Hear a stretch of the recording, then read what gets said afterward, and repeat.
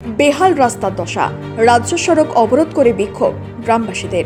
বেহাল রাস্তার দশা দীর্ঘদিন ধরে, তারই প্রতিবাদে পথে নামলেন মুর্শিদাবাদ সালানপুর খয়রামারি গ্রামের বাসিন্দারা। ভাদুরিয়া পাড়াটু ধনিরামপুর রাজ্য সড়ক অবরোধ করে বিক্ষোভ দেখালেন গ্রামবাসীরা। গ্রামবাসীদের দাবি, দীর্ঘ কয়েক বছর ধরে খয়রামারি অঞ্চলের বাগিচাপাড়া গ্রামের প্রায় ৩ কিলোমিটার রাস্তার ভগ্নপ্রায় দশা।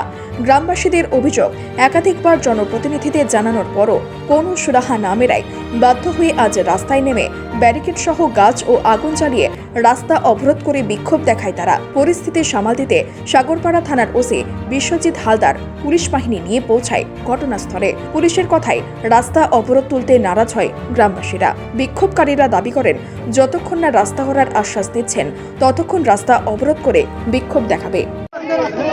আমাদের বাগিচাপাড়ার মধ্যে দিয়ে যে রাস্তাটা গিয়েছে সেই রাস্তাটা হচ্ছে মাঠপাড়া থেকে শুরু করে সেটা হচ্ছে রাঙ্গির জোড়া বটতলা পর্যন্ত এত খারাপ যে রাস্তা দিয়ে হাঁটি চলার মতো কোনো পরিস্থিতি নাই। একটু বৃষ্টি এলে পরে সাইকেল তো দূরে কথা, হাঁটার কোনো পরিস্থিতি নেই। এর মধ্যে দিয়ে আপনার যখন ভোট হয়, ভোটের আগে যে ঝড় হয়েছিল সেই ঝড় উপলক্ষে আমাদের কাছে এসেছিলেন এমএলএ সাহেব এসেছিলেন এবং এমএলএ সাহেব আমাদের কথা দিয়েছে যে আমি ভোটে জিতার পরে আমি রাস্তাটা করে দেবো।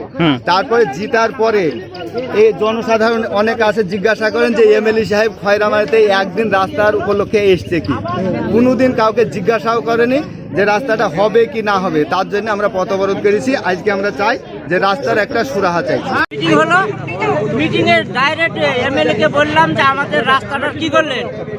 গত বছরে ঝড়ে ওখানে একটা গরুর ফার্ম নষ্ট হয়ে গেল, এমএলএ আসলো, ওকে রাস্তা রীতিমতন দেখালাম হাঁটি যে রাস্তাটা আমার কি করবেন করেন, তো বলে যে হয়ে যাবে, তো হয়ে যাবে। 1 বছর পেরিয়ে গেল, আবার সেদিন বললাম ধরে, ও বললো যে ইঞ্জিনিয়ার কে নিয়ে আমরা রাস্তাটা দেখাবো।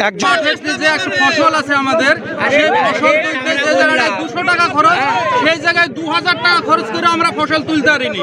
সামান্যতম বৃষ্টি যদি হয় তো সাইকেল কি আমরা পায়ে হাঁটি সেই রাস্তায় পৌঁছাতে পারিনি। আমাদের বাড়িতে যাওয়ার মতন পরিস্থিতি নাই।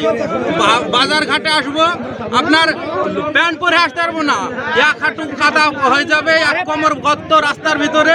কোনো গাড়ি ঘোড়া যাওয়ার মতন কোনো পজিশন নাই। আপনার এই রাস্তা কি কখনোই হয়নি? রাস্তা কি কখনোই হয়নি?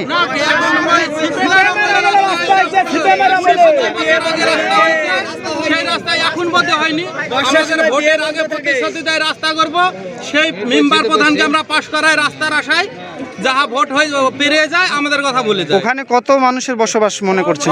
বহুত মানুষ, 7 গ্রাম মানুষ, 7 গ্রামের রাস্তা ওটা। আমাদের অভিযোগ হলো রাস্তা। আমরা রাস্তা নিব আমাদের বাগিচাপাড়া থেকে রাঙ্গের পাকড়তলা মিলে একটা জায়গা আছে, ডিপটগড়ার মাঠ, ওই পর্যন্ত আমাদের রাস্তায় একটাই দাবি, আর কিছু দাবি না, একটাই দাবি আমাদের রাস্তা। আমাদের চলাফেরা আপনারা চলুন, আপনারা ফিরতে চলুন, তাই দেখুন যে রাস্তা কি পরিস্থিতি, আমরা কিভাবে চলি। আমরা চাষি এলাকার জায়গা, আর সেই জায়গাতে আমরা কিভাবে আমরা বসবাস করি সেই আল্লাহ জানে, তাছাড়া কেউ জানে না। এত একটা থেকে কি জনপ্রতিনিধিকে জানিয়েছেন? হ্যাঁ, এমএলএ জানে। এমএলএ আমাদেরকে ভোটের ইলেকশনের সময় বলেছিল রাস্তা ঠিক আছে আমরা করে দেবো, কিন্তু রাস্তা এখন পর্যন্ত এমএলএ কোনো গুরুত্বই দেয় না। দেখা দিয়েছে না, কোনোদিন দেখা যায় না রাস্তা সম্বন্ধে। স্থানীয় প্রধান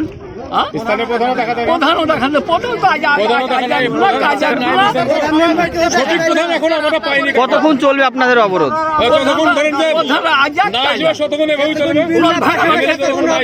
প্রধান নিম্বারা বলে আমরা